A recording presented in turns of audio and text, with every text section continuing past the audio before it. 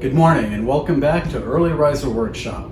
You know, here in the workshop I don't have room for a dedicated plaster workstation to knead clay on or to reclaim clay. So I thought I'd make my own portable plaster workstation. Right up here in this bin I have a 3-inch thick industrial plaster bat that's housed in a 1/2-inch exterior grade plywood with 2 dowel handles, and on the bottom I've put a crosshatch of grooves that allows ventilation into the plaster from the bottom. And this little cleat is like a bench hook that when resting on the bench and pushed up, it locks in place when I'm pushing on the plaster with clay when I'm kneading. At the end of my ceramics session, I can load this plaster bat up with the soft, wet clay to start drying out by soaking that moisture down into the plaster and allowing air circulation to dry from up top. Now, I don't know that I want this sitting out in the open with the sawdust in the shop, so my intent was to rest the workstation in the plastic tub. But to further with the idea of ventilation, I made a waffle base plate, which is a cross section of grooves that intersect, leaving holes, and it's designed to sit in the bottom of the plastic bin, and the cleat rests up next to that plate, forming a nice solid base to rest on. Now I can leave it like this with the clay on top to dry out and ventilate if I'm not working in the shop with sawdust, but if I am and I want to protect foreign bodies from getting into the clay, I can just snap on the lid and then take the whole piece and move it out of the way. So I'd like to share with you next how I built the portable plaster workstation.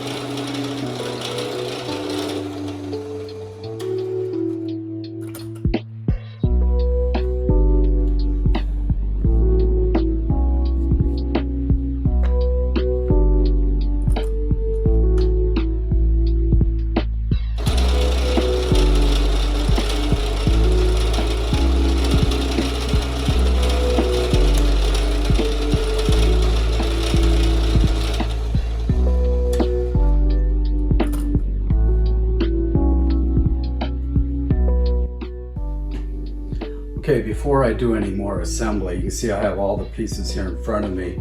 The two dowel handles slide into the supports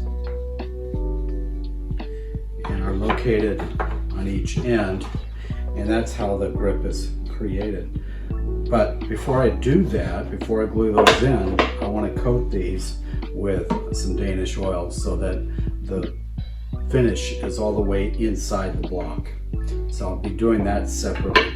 But today, right now, I'm going to take these glue supports and I'm going to put those inside like that.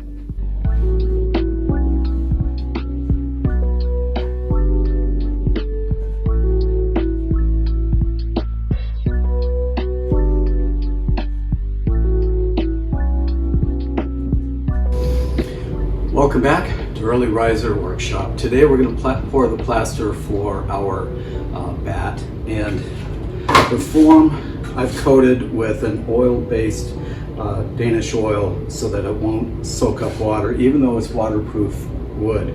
I wanted to make sure this was not going to weaken over time. So it's ready with the grooves all covered, and I used a gallon jug to pour water to measure the volume inside the bat, and I came up with about 1.5 gallons of water in the bucket. Should give me more than enough plaster to fill the bat, and any leftover plaster I'll put into this Tupperware. So that's the plan. I've got a piece of wood to screed the top of the bat when the time comes. I have a cup to get the powder out of the bag into the bucket, and the bag is open where I won't have to fuss with it. I also have a larger bucket full of water to wash my arm and hands after mixing and pouring, and that's at the ready with a towel. All right, those are my supplies. Stage is set. We're ready to go.